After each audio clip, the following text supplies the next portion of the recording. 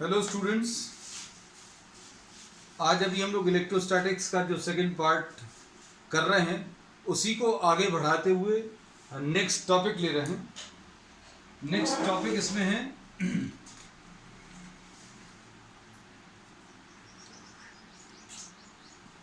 Potential energy.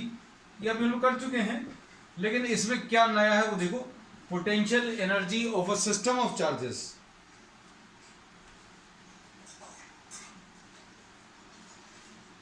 System of charges in an external field.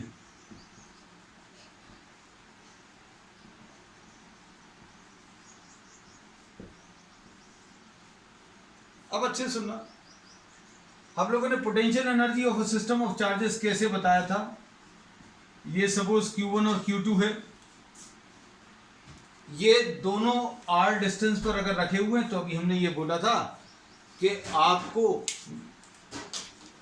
अगर इन दोनों charges को initially infinity apart से अगर असेंबल करके इधर तक लाना पड़े, जो दिया हुआ एग्जिस्टिंग डिस्टेंस है, वो वर्क जो भी करना पड़ेगा that will get stored in the system in the form of energy which will be termed as the potential energy.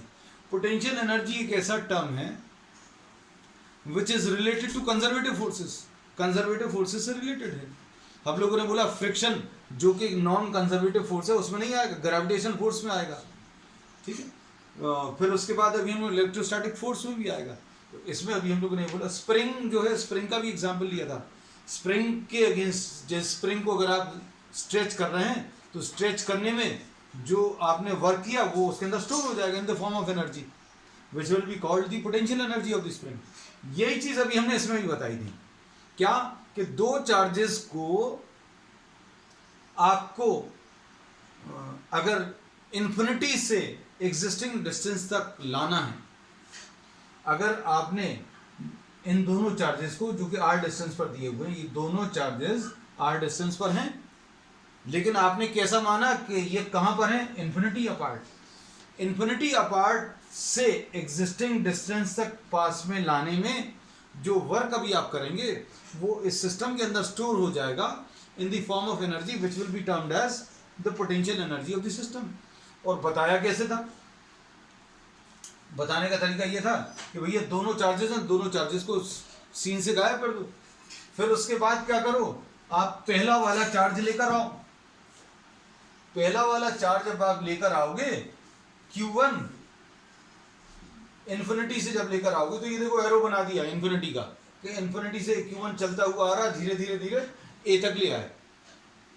तो कोई इलेक्ट्रिकल वर्क नहीं करना पड़ेगा। क्यों? क्योंकि यहां पर कोई चार्ज नहीं है, कोई इलेक्ट्रिक फील्ड नहीं है। लेकिन अब ये डिफरेंस दिया हुआ है कि भैया जब आप Q1 को लेकर आ रहे हो तो पहले तो अभी हमने ये माना था कि Q1 जब लाए तो उसमें कोई भी वर्क नहीं करना पड़ा। क्यों? क्योंकि ऑलरेडी कोई चार्ज भी नहीं था, कोई इलेक्ट्रिक फील्ड भी नहीं थी। अब लेकिन ये डिफरेंट है, ठीक है। तो इतनी सारी कहानी अभी हमने आपको इसलिए बताई ताकि पोटेंशियल एनर्जी का कॉन्सेप्ट भी याद आ जाए और पिछले टॉपिक में और इसमें डिफरेंस क्या है ये बता दें। तो पिछले टॉपिक में क्या अज्यूम किया था कि एक्सटर्नल फील्ड नहीं थी, एक्सटर्नल फील्ड नहीं थी। Q1 को आप इन्फिनिटी से लाए A तक और इसमें वर्क डन जो है 0 आ जाएगा। फिर उसके बाद क्या किया, अब Q2 को लेकर आए, ये देखो इन्फिनिटी से, इन्फिनिटी का एरो बना दिया। इन्फिनिटी से आप क्या किए, एक चार्ज Q2 को लेकर आए। जब Q2 को आप यहां तक लेकर आओगे तो वर्क कैसे मिलेगा, वर्क निकालने का तरीका भी हमने बताया था। क्या कि जिस चार्ज को ला रहे हो वो ले लो और जिस पॉइंट तक ला रहे हो उस पॉइंट के पोटेंशियल से मल्टीप्लाई कर लो, तो ऐसे टोटल वर्क निकाल लो। ये वाला वर्क और ये वाला वर्क ऐड कर लो। तो ये अभी हमने पिछले टॉपिक में किया था। अब डिफरेंस क्या है, ये जो वर्क 0 आया था वो अब 0 नहीं आएगा। अब इन चीजों को समझो अच्छे से। हम लोगों को जो पोटेंशियल एनर्जी बतानी है वो किसमें बतानी है, in an external field. External field में मतलब ये दोनों चार्जेस का खुद की पोटेंशियल एनर्जी तो रहेगी लेकिन किसी एक्सटर्नल फील्ड में भी रखे हुए हैं, है ना। तो अब हम लोग इसको क्या बोलते हैं, assume the charges to be infinity apart.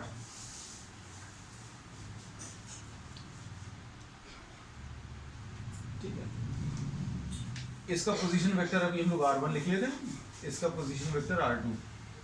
Original diagram तो यही है। अब इसकी पोटेंशियल एनर्जी निकालने के लिए अभी हमने ये लाइन लिख दी कि इन चार्जेस को कहां पर मान लिया भैया हम लोगों ने,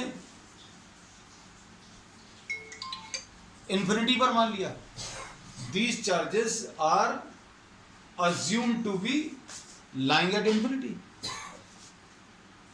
ये दोनों चार्जेस इन्फिनिटी पर लाई कर रहे हैं, ऐसा अभी हम लोगों ने अज्यूम कर लिया। अब क्या किया,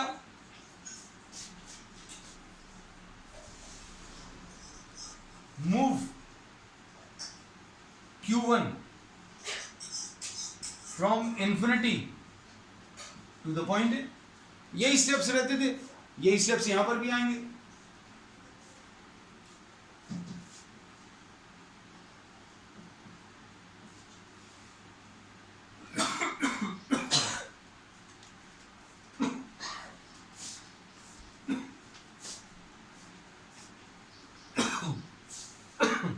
move Q1 from infinity to the point A. दोनों को इन्फिनिटी अपार्ट माना, फिर Q1 को आप इन्फिनिटी से ए तक लाए और work done in moving the charge Q1 from infinity to the point A will be equal to, किसको लेकर आ रहे हैं आप, Q1 को लेकर आ रहे हैं, तो Q1 ले लिया। कहां तक ला रहे हैं, ए पॉइंट तक ला रहे हैं, तो ए पॉइंट का पोटेंशियल ले लिया। और ए पॉइंट का पोटेंशियल अभी हम लोगों ने कैसा मार्क किया, VR1 नाम दे दिया। इसमें यह मत सोचना कि ये V इंटू R1 है, this is potential at R1।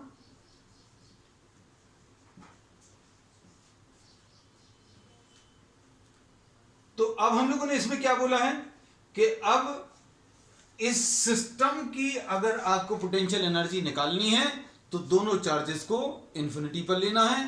पहले Q1 को A तक लेकर आए। पिछले टॉपिक में क्या होता था, Q1 को A तक लाने में कोई वर्क नहीं करना पड़ता था। क्यों? क्योंकि ना तो कोई इलेक्ट्रिक फील्ड थी ना कोई चार्ज था। लेकिन अब क्या है, Q1 को जब आप A पर लाए तो पहले से यहां पर एक फील्ड है, उस फील्ड के कारण ए पॉइंट पर कुछ पोटेंशियल है। कितना है, क्या है, अपन को नहीं मालूम, अपन को सिर्फ ऐसे ही भर लिखना है कि भैया ए पॉइंट का पोटेंशियल अगर पहले से मालूम है VR1, तो Q1 चार्ज को ए तक लाने में जो वर्क अभी तक जीरो आ रहा था वो अब जीरो नहीं आएगा। क्यों?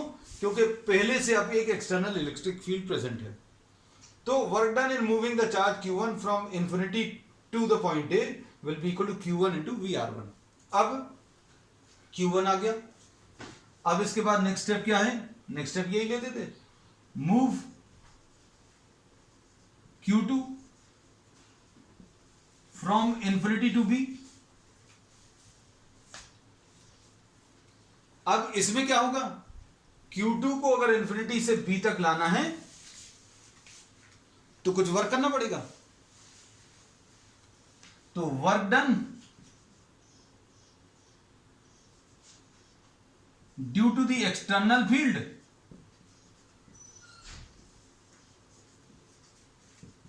plus the work done due to field of Q1। अब जब आप Q2 को लेकर आओगे तो यहां पर पहले से एक इलेक्ट्रिक फील्ड है, मतलब इलेक्ट्रिकल चार्जेस हैं या कोई चार्ज कॉन्फ़िगरेशन है। तो जब आप Q2 को लेकर आओगे तो Q1 के कारण वर्क निकालना पड़ेगा और जो पहले से जो फील्ड रखी हुई है उसके कारण निकालना पड़ेगा। दोनों निकालने पड़ेंगे। अब ये दोनों अगर निकालने तो ये देखो कैसे निकालेंगे, बहुत सिंपल है बेटा।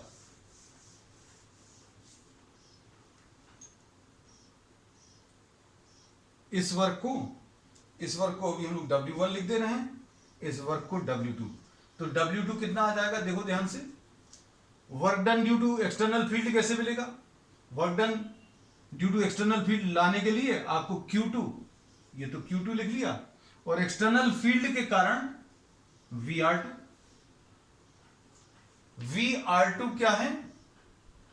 This is the potential at B due to external field. जो एक्सटर्नल फील्ड की बार बार अभी हम लोग बात कर रहे हैं, उसके कारण जो पोटेंशियल है उसको हम लोगों ने VR2 लिखा, plus work done due to Q1। Work done due to Q1 अगर निकालना है तो अभी हमने बोला जब आप Q2 को इंफिनिटी से लेकर आए तो ये वाला चार्ज इस चार्ज को रिपेल करेगा, और कितना वर्क आएगा वो वर्क निकालने के लिए तरीका वही है कि किस चार्ज को ला रहे हो आप, Q2 चार्ज को ला रहे हो, Q2 को मल्टीप्लाई करें, किससे मल्टीप्लाई करें? Potential due to Q1। दोनों में अगर आप देखें तो पोटेंशियल को चार्ज से मल्टीप्लाई करना, चार्ज को पोटेंशियल से मल्टीप्लाई करना, तो ये चार्ज ले लिया, ये पोटेंशियल ले लिया, दोनों जगह Q2 इंटू पोटेंशियल लिया है। दोनों पोटेंशियल कौन से हैं? ये वाला पोटेंशियल जो है एक्सटर्नल फील्ड के कारण है। एक्सटर्नल फील्ड किसके कारण है, कितनी फील्ड है, कितना पोटेंशियल, हमें इससे मतलब नहीं।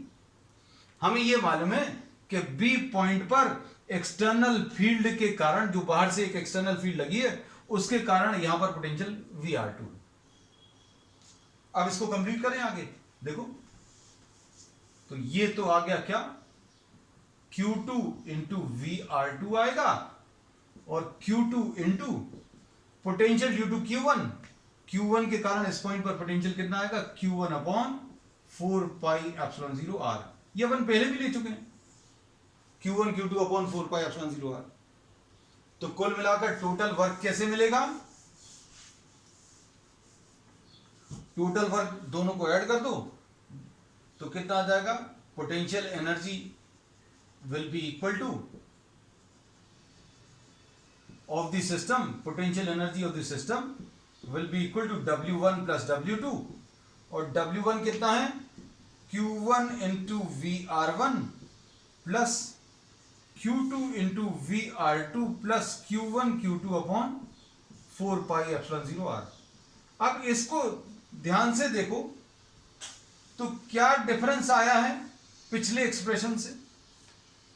अगर आप इस एक्सप्रेशन को देखो और पिछले एक्सप्रेशन को देखो, जब एक्सटर्नल फील्ड नहीं थी तो सिर्फ कितना आया था, Q1 Q2 upon 4πε0r। External field आ गई तो दो चीजें और आ गई। तो ये दो चीजें अगर आप ध्यान से देख लोगे तो आपको याद भी हो जाएगा। क्या?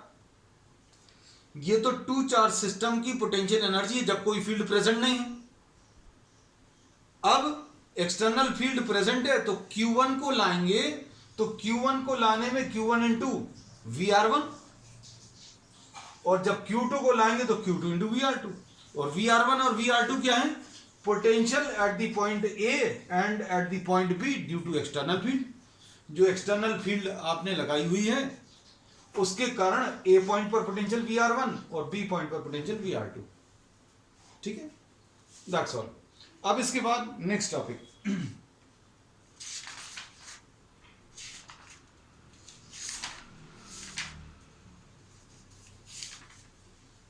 नेक्स्ट है इसमें equipotential surfaces.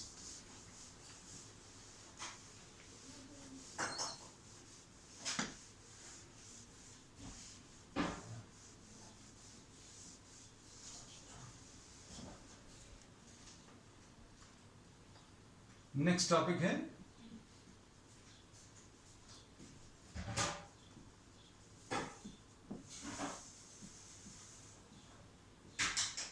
Equipotential surfaces. Equipotential surfaces क्या है? नाम से ही क्लियर होगा, इक्वल पोटेंशियल मतलब ऐसा कोई भी सरफेस जिसके ऊपर सारे पॉइंट्स पर पोटेंशियल डिफरेंस कांस्टेंट हो। तो अब हम लोग क्या कह सकते हैं, it is a surface, it is a surface. कैसा सरफेस?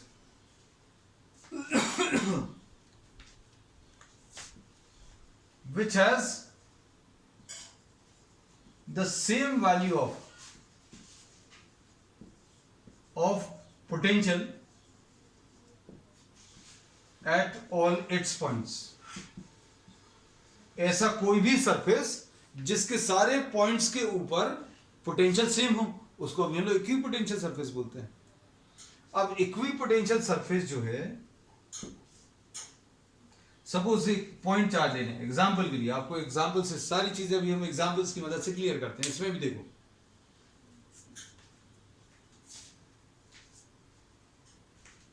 इस पॉइंट चार्ज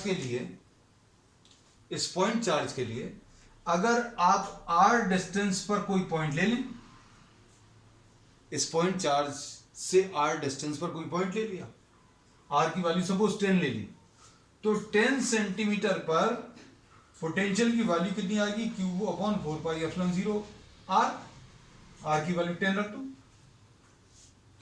तो 10 सेंटीमीटर दूर पर जितने भी पॉइंट्स हैं, इस चार्ज से 10 सेंटीमीटर दूर पर जितने भी पॉइंट्स हैं, सब पर पोटेंशियल की वैल्यू सेम होगी और इतनी ही होगी. क्यों? क्योंकि वही चार्ज है, डिस्टेंस भी आपने सेम कर दिया. और ऐसे जितने भी पॉइंट्स हैं जो 10 सेंटीमीटर पर लाई कर रहे हैं, उन सब का कलेक्शन क्या रहेगा? एक स्फीयर रहेगा. So for a point charge, ये इंपॉर्टेंट है, for a point charge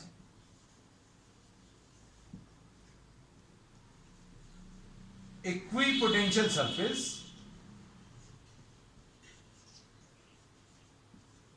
is spherical in shape. कैसा शेप का आएगा? स्फेरिकल शेप का. अभी आपने जैसे सपोज इस पर कैलकुलेट किया, पोटेंशियल यहां पर 40 वोल्ट है. अब आप एक और स्फीयर ले लो, ये एक और स्फीयर ले लिया, इसके सारे पॉइंट्स भी सेम पोटेंशियल पर होंगे, लेकिन ये सेम पोटेंशियल 40 नहीं होगा, पहले से थोड़ा सा कम होगा. सपोज ये 35 वोल्ट है. कम क्यों होगा? कम होने का रीजन क्या है? क्योंकि V क्या होता है? Q/4πε0 r, ऐसा कुछ होता है. तो हम लोग कहते हैं कि as we move away from the source charge से जैसे जैसे दूर जाएंगे, पोटेंशियल की वैल्यू कम होती जाएगी. तो ये इक्विपोटेंशियल सरफेस है 40 वोल्ट वाला, ये एक इक्विपोटेंशियल सरफेस है 35 वोल्ट्स वाला. ठीक. तो पॉइंट चार्ज के लिए इक्विपोटेंशियल सरफेस जो है स्फेरिकल शेप का होता है, ये पता चल गया. अब आगे देखो, बहुत सारी चीजें अभी हम ऐसी बताएंगे जो पुरानी हैं और ये नई के साथ मिलाकर रिलेट भी होंगी. जैसे इलेक्ट्रिक फील्ड लाइंस.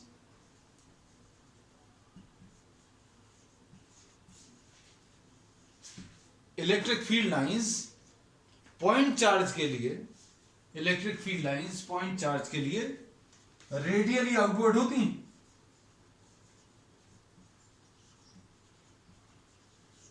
कैसी होती हैं? Radially outward.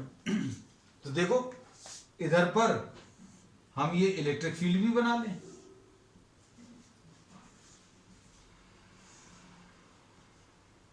तो इलेक्ट्रिक फील्ड लाइन और इक्विपोटेंशियल सरफेस को अगर आप देखो, तो electric field lines are always perpendicular to electric field lines are always perpendicular to equipotential surfaces. तो अब नेक्स्ट प्रॉपर्टी पता चल गई. अच्छे सुनते जाना बेटा, बहुत इंपॉर्टेंट चीजें आपको इसमें बता रहे हैं. क्या पता चल गया? नेक्स्ट चीज कि इलेक्ट्रिक फील्ड लाइंस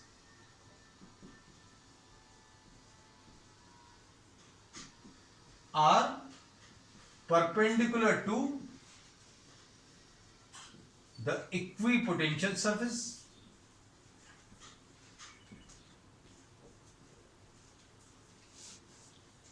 और एक और चीज,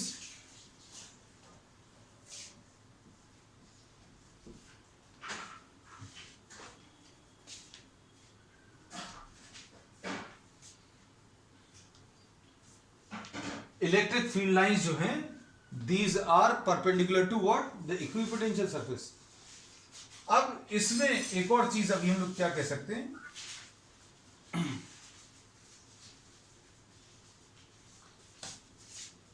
इलेक्ट्रिक फील्ड लाइन का जो डायरेक्शन रहेगा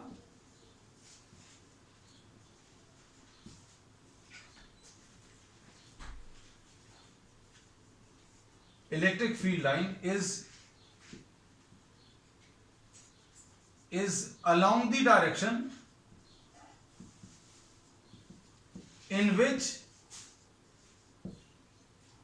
the potential decreases। Electric field कहां पर होगी, देखो जरा, इलेक्ट्रिक फील्ड लाइंस जिस डायरेक्शन में ट्रेवल कर रही हैं, इलेक्ट्रिक फील्ड लाइन जिस डायरेक्शन में ट्रेवल कर रही हैं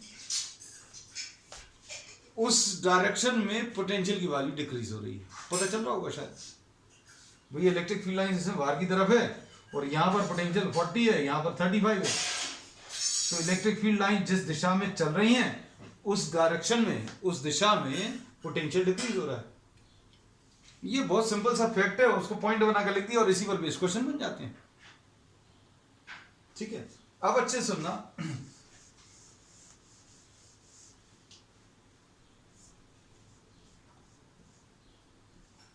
E की value minus dV by D R है।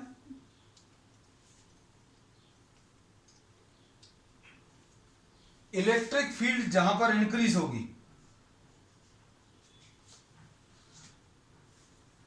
इलेक्ट्रिक फील्ड मान लो आप इंक्रीज कर रहे हैं, इलेक्ट्रिक फील्ड कहां पर इंक्रीज होगी, जब हम पास में आएंगे। और डीवी क्या होता है, चेंज इन पोटेंशियल। आपने चेंज इन पोटेंशियल इन दोनों के बीच में 5 वोल्ट का है, ये 40 वोल्ट है, ये 35 वोल्ट है। अच्छे सुनना, अब आप अंदर की तरफ एक और ले लो 45, आप अंदर की तरफ आओगे तो क्या होगा बेटा, अंदर की तरफ अगर आप आओगे तो इलेक्ट्रिक फील्ड भी बढ़ेगी, पोटेंशियल भी बढ़ेगा। अब इसमें अच्छे से सुनना, अगर आपने 5 वोल्ट का डिफरेंस वाला अंदर में एक और बनाना है, अंदर की तरफ अगर आप अंदर की तरफ आओगे, ये इन दोनों में अंतर 5 वोल्ट का है, मतलब 35 है, ये 40 है। अगला जो आपको बनाना है, अगला जो आपको बनाना है वो 45 वाला बनाना है। मतलब क्या बोल रहे हैं, दो एक इक्विपोटेंशियल सरफेस ये, एक और ये, तीसरा ये, इन दोनों के बीच में 5 वोल्ट का अंतर, इन दोनों के बीच में भी 5 वोल्ट का अंतर। मतलब ये दो के कॉम्बिनेशन अगर अभी हम लोग ले लें, ये दो के कॉम्बिनेशन अगर अभी हम लोग ले लें तो इन दोनों में 5 वोल्ट का अंतर, इन दोनों में भी 5 वोल्ट का अंतर, मतलब डीवी की वैल्यू तो सेम रहेगी, इन दोनों में डीवी की वैल्यू तो सेम रहेगी, इन दोनों में डीवी सेम, इन दोनों में डीवी सेम। क्यों, क्योंकि 35 वोल्ट है, ये 40 वोल्ट है, ये 45 वोल्ट है।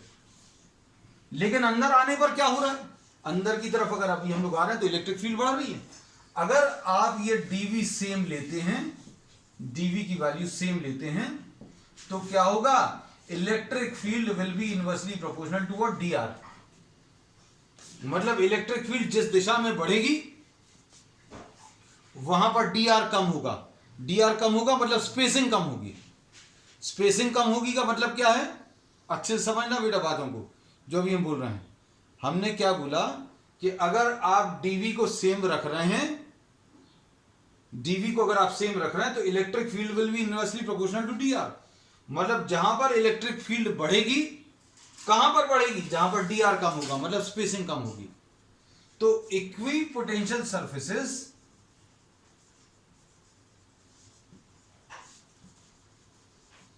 surfaces are closely spaced, where electric field is large। बहुत इंपॉर्टेंट पॉइंट, इक्विपोटेंशियल सरफेसेस जो हैं उनके बीच की स्पेसिंग पास में होगी जहां पर इलेक्ट्रिक फील्ड ज्यादा है। ये अभी हम और अच्छे से एक बार और बताएंगे। Equipotential surfaces are closely spaced where electric field is large. अब इसका उल्टा आप लिख सकते हो कि इक्विपोटेंशियल सर्फेसेज दूर दूर होंगे जहां पर इलेक्ट्रिक फील्ड की वैल्यू कम होगी। तो ये अब हम आपको बनाकर बताते हैं। आपको ये चीज एकदम परफेक्टली क्लियर रहनी चाहिए। तो डायग्राम थोड़ा सा छोटा कर ले रहे हैं ताकि 3-4 इक्विपोटेंशियल सरफेस बना पाए। ये सपोज ये क्यू चार्ज है,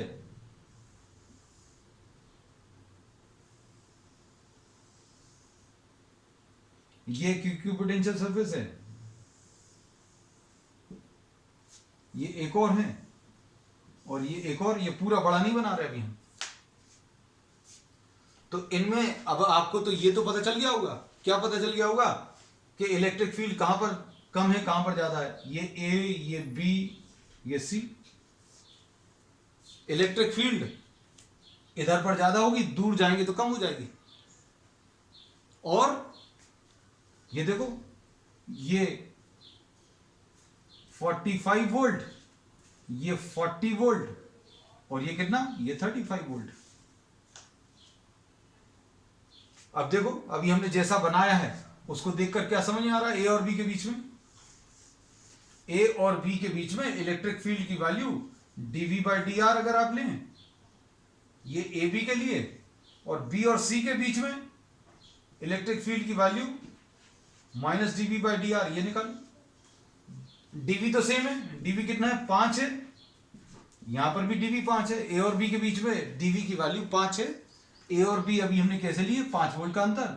बी और सी कैसे लिए, इनमें भी 5 वोल्ट का अंतर। तो इलेक्ट्रिक फील्ड जहां पर ज्यादा लेनी है, यहां पर ए बी, इधर पर इलेक्ट्रिक फील्ड की वैल्यू ज्यादा आनी है, इधर ज्यादा आनी है, तो ये dr की वैल्यू कैसी रहेगी, कम रहेगी।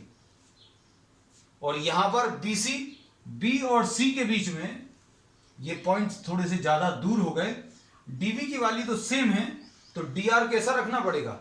अगर हमें यहां पर इलेक्ट्रिक फील्ड को कम करना है, इलेक्ट्रिक फील्ड को अगर आपको कम करना है, तो ये वाली वैल्यू ज्यादा होनी चाहिए। तो अभी हम लोगों ने यही चीज बताया है कि इलेक्ट्रिक फील्ड जहां पर ज्यादा है, इलेक्ट्रिक फील्ड जहां पर ज्यादा है वहां पर dr की वैल्यू कम होगी, और जहां पर इलेक्ट्रिक फील्ड कम है वहां पर dr की वैल्यू ज्यादा रहेगी। ठीक, तो ये प्रॉपर्टी पता चल गई।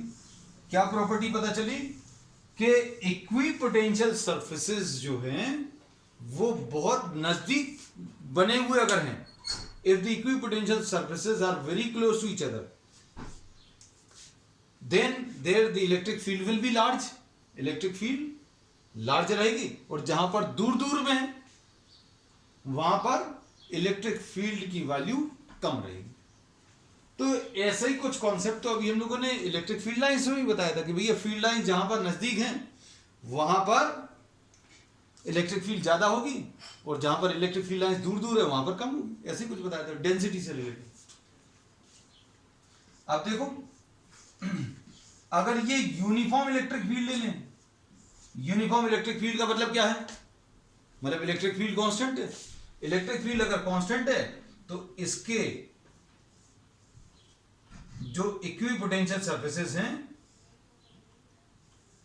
वो बिल्कुल बराबर डिस्टेंस पर होंगे।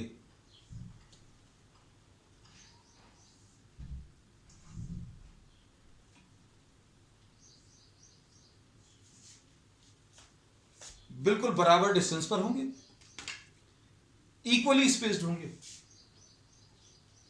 क्योंकि इनके बीच में पोटेंशियल का अंतर, जैसे मान लीजिए ये 50 वोल्ट है, ये 40 वोल्ट है, ये 30 वोल्ट है।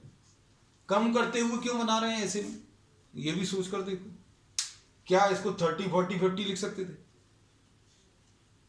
नहीं लिख सकते थे, क्योंकि इलेक्ट्रिक फील्ड की अगर ये डायरेक्शन है तो इलेक्ट्रिक फील्ड जिस दिशा में चलती है, ये हम पहले बोल चुके हैं, ये लिखा हुआ है electric field line is along the direction in which potential decreases. तो यहां पर ये 50 वोल्ट वाला सरफेस है, ये 40 वोल्ट वाला सरफेस है, और ये प्लेन्स रहेंगे। प्लेन्स क्यों रहेंगे इसका भी रीजन अभी हम बता चुके हैं कि इलेक्ट्रिक फील्ड लाइंस हमेशा परपेंडिकुलर टू द सरफेस होता है। अगर आपने ये फील्ड लाइंस ऐसी कुछ ले जाना है, अगर इलेक्ट्रिक फील्ड लाइंस ऐसी कुछ हैं, अगर फील्ड लाइंस ऐसी कुछ ट्रैवल कर रही हैं तो सरफेस ऐसा रहेगा, ऐसा नहीं रह सकता तिरछे में। तिरछे में क्यों नहीं रह सकता, उसका कारण क्या है? क्योंकि हम लोगों ने ये बोला कि ये जो इक्विपोटेंशियल सरफेस है वो हमेशा perpendicular to the field lines होता है। तो ये दो चीजें इसमें बताई हमने। क्या बताया है कि ये planes perpendicular to the lines बनाना है,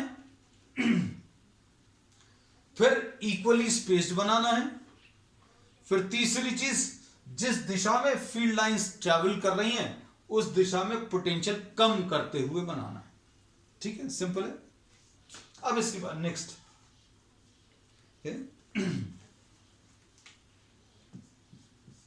next point,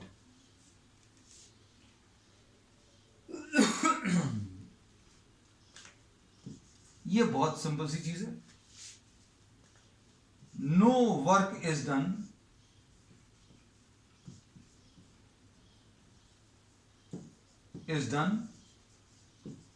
in moving a charge. No work is done in moving a charge on an equipotential surface.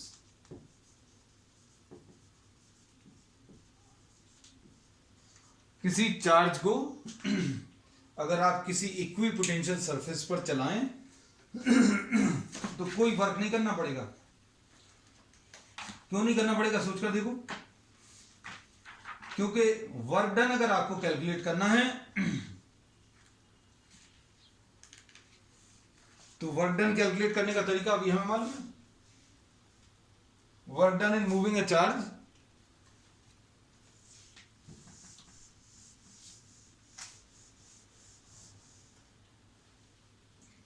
potential difference between 2 points will be equal to work done in moving the charge from V to A divided by Q0. ये basic definition है।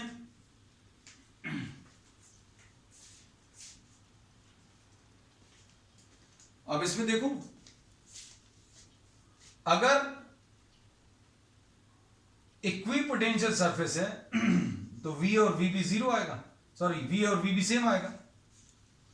V और VB अगर same है तो VA minus VB की value zero आएगी, और VA minus VB की वैल्यू जीरो का मतलब क्या है? Work done in moving the charge from B to A zero आ जाएगा। ठीक है, that's all for today. We'll continue with the same chapter on the next turn.